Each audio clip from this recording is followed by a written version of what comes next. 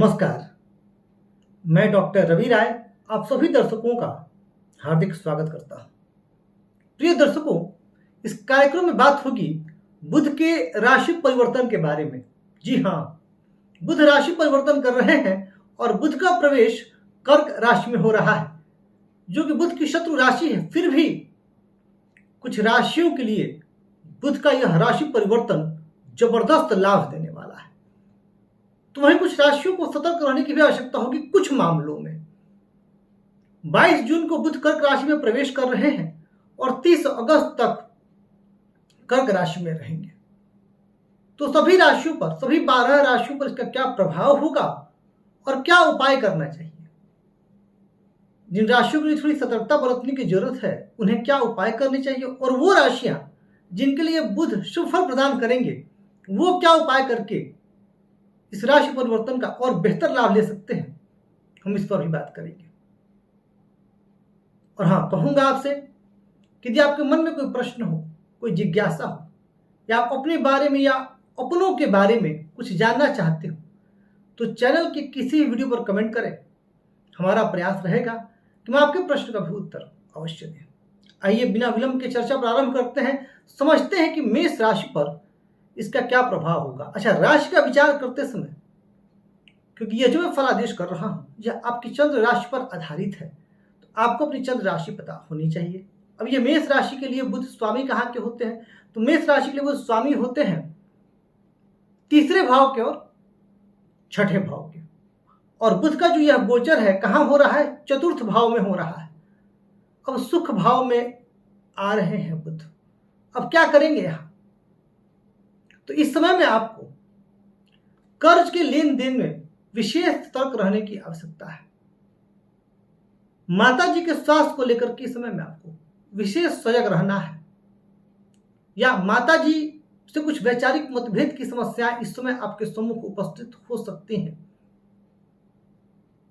इस समय आप किसी संपत्ति में निवेश की योजना बना सकते हैं, वाहन लेने का सोच सकते हैं, तो यह समय इसके लिए अनुकूल है। बुध एक शुभ ग्रह है, उनकी दृष्टि दशम भाव पर होगी, तो यह कार्यस्थल में आपके विस्तार को दर्शाती है, व्यापार व्यवसाय में आपकी तरक्की को दर्शाती है। और यह समय बड़ा उपयुक्त है उनके लिए जो नौकरी के अलावा व्यापार व्यवसाय करने का भी सोच रहे हैं। यदि आप पूर्व में किसी नौकरी में हैं और आपका कई दिनों से मन कर रहा है कोई नया व्यापार शुरू किया जाए या व्यवसाय शुरू किया जाए, तो यह समय उनके लिए अनुकूल है। साथ ही जो लोग नौकरी चेंज करने का या स्थान बदलने का सोच रहे हैं उनके लिए भी अभी यह जो समय है इस बुध के राशि परिवर्तन में यह होता हुआ दिखाई दे रहा है। आपके लिए अत्यंत श्रेष्ठ समय है इस मामले में। हाँ, कुछ मामलों में आपको सावधानी रखनी है। उपाय की बात लास्ट में करूंगा। बात करते हैं वृषभ राशि के जातकों के लिए क्या रहने वाला है। तो वृषभ राशि के जातकों के लिए बुध स्वामी होते हैं दूसरे भाव के और साथ ही साथ पंचम भाव के। और बुध का यह गोचर कहां होगा, तो इनके लिए पराक्रम भाव में होगा। धनेश का संबंध बन रहा है पराक्रम भाव से, साथ ही साथ आपके पंचमेश का संबंध बन रहा है पराक्रम भाव से। तो धनेश और पंचमेश का संबंध पराक्रम भाव से, और पराक्रम भाव बुद्धि भाव से जो कि आपका पंचम भाव है वहां से लाभ भाव बन जाता है। इस समय आप अपनी बुद्धि का सही लाभ ले पाएंगे। आपकी निर्णय क्षमता निसंदेह लाजवाब रहने वाली है और धन के मार्ग प्रशस्त होने वाले हैं। स्वपराक्रम से आप काफी तरक्की करने वाले हैं। बुध की भाग्य भाव पर दृष्टि आपके भाग्य में वृद्धि कराने वाली है और आपकी संतान भी इस समय तरक्की करती हुई दिखाई देगी। इस समय आपके प्रमोशंस के योग बन रहे हैं, इंक्रीमेंट का योग बन रहा है और बहुत अच्छी स्थिति बन रही है। फिर भी एक बात कहूंगा कि इस समय भाई बहनों से संबंध को आपको मधुर रखना है और बहन के स्वास्थ्य का आपको विशेष ध्यान रखना है, या बहन से कोई वाद विवाद से बचना है, मन मुटाव से बचना है। इसकी संभावना अभी होती हुई दिखाई दे रही है। बात करें मिथुन राशि की, तो मिथुन राशि के लिए यह गोचर कहां बन रहा है, धन भाव में, धनवाड़ी और कुटुंब भाव में। और बुध स्वामी कहां के होते हैं मिथुन राशि के लिए, तो प्रथम भाव लग्न के और सुख भाव के, चतुर्थ भाव के। तो लग्नेश सुखेश का धन भाव में आना, कुटुंब भाव में आना, यह दर्शाता है कि अब आपकी धन प्राप्त करने की, धन कमाने की धन एकत्रित करने की महत्वाकांक्षा जोरों पर है। धन कमाना चाहते हैं आप बहुत, और इस समय उस तरीके के युग निर्मित हो रहे हैं कि आपको अवसर मिलने वाला है।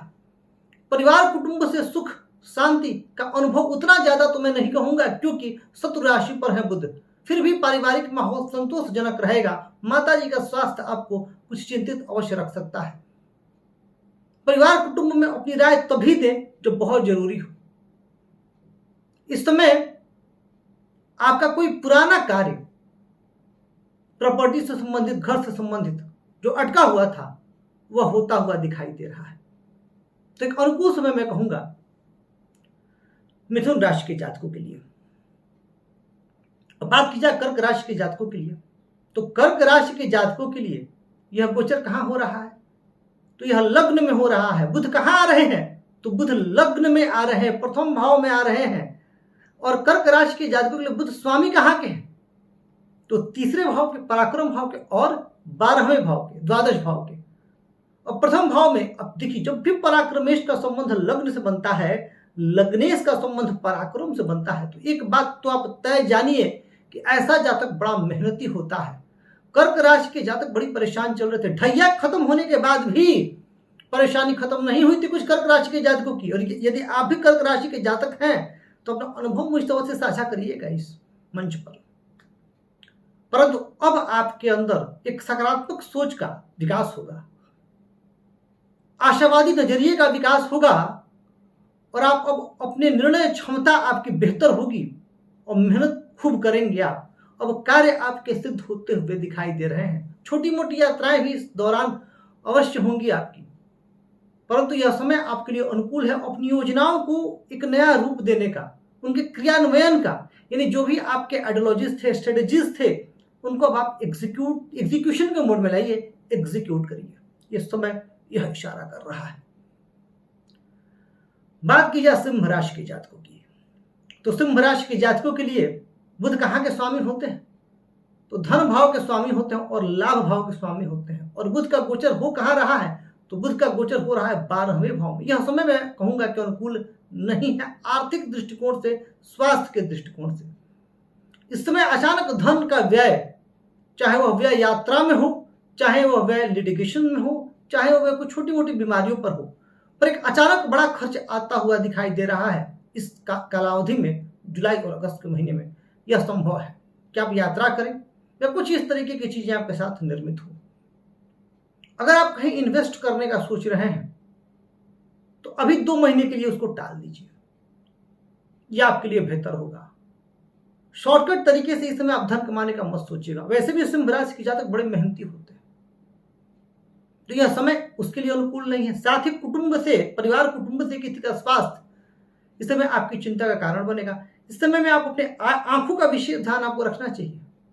माइनर आई इन्फेक्शन इस समय संभव है, और कफ कोल्ड की शिकायत आपको इस समय ज्यादा बढ़ सकती है। एलर्जी के प्रॉब्लम यदि पहले से है तो आपको उसका ध्यान रखना चाहिए सिंह राशि के जातकों को। बात की जाए कन्या राशि के जातकों की, तो कन्या राशि के जातकों के लिए यह गोचर हो रहा है लाभ भाव में। और कन्या राशि के जातकों के लिए बुध स्वामी कहां के? तो प्रथम भाव अर्थात लग्न के स्वामी है, साथ ही साथ दशम भाव के स्वामी। लग्नेश का संबंध लाभ से बनना, दशमेश का संबंध लाभ से बनना, यह इशारा कर रहा है कि इस समय आपकी महत्वाकांक्षाओं की पूर्ति होगी, इच्छाओं की पूर्ति होगी। खूब मेहनत करेंगे आप, वर्क प्लेस पे प्रमोशन होगा, व्यापार व्यवसाय में आपको लाभ होगा, मित्रों से भी आपको सहयोग मिलेगा।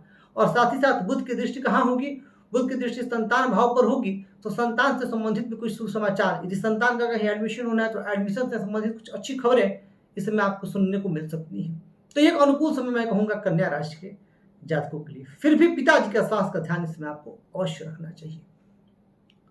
बात करें तुला राशि के जातकों की, तो तुला राशि के जातकों के लिए यह गोचर होगा दशम भाव में, क्योंकि कर्क राशि दशम भाव में आती है और बुध स्वामी है भाग्य भाव के और 12वें भाव के। भाग्य और 12वें के स्वामी दशम में जब आते हैं तो भाग्य से संबंधित चीजों को बल मिलता है। जब भाग्य दशम में होते हैं बड़ी अच्छी स्थिति मानी गई है। कोई पुराना कार्य जो आपका अटका हुआ था कार्यस्थल पर, उसका पूरा होने का समय अब आ गया है। कोई ऐसी महत्वाकांक्षा जो अधूरी रह गई थी कार्य से संबंधित उसका पूरा होने का समय आ गया है। मान सम्मान में वृद्धि होते हुए दिखाई दे रही है। जी हाँ, इस समय आपका मान सम्मान काफी बढ़ेगा और प्रबल आत्मविश्वास आपके अंदर विद्यमान होगा। क्योंकि व्ययश भी है बुध और दशम में जब स्थित होंगे तो बाहरी क्षेत्रों से संपर्क से भी लाभ, विदेश यात्रा का भी यह समय, जो लोग विदेश जाने के इच्छुक हैं उनके कुंडली में उस तरीके के योग निर्मित हो रहे हैं कि इसमें उनको अपॉर्चुनिटीज मिलेगी। या फिर आजकल तो जमाना ऐसा है कि आप कहीं भी रह के कहीं के काम कर सकते हैं, तो उस तरीके की कुछ फॉरेन से संबंधित अपॉर्चुनिटी आपको इस समय मिल सकती है। ये एक अनुकूल समय है तुला राशि के जातकों के लिए।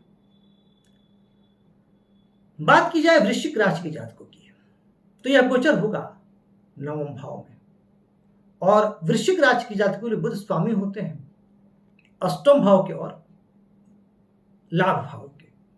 तो अष्टम और लाभ के स्वामी होकर के जब नवम भाव में आएंगे तो अष्टमेश का नवम जाना अच्छा नहीं होता है।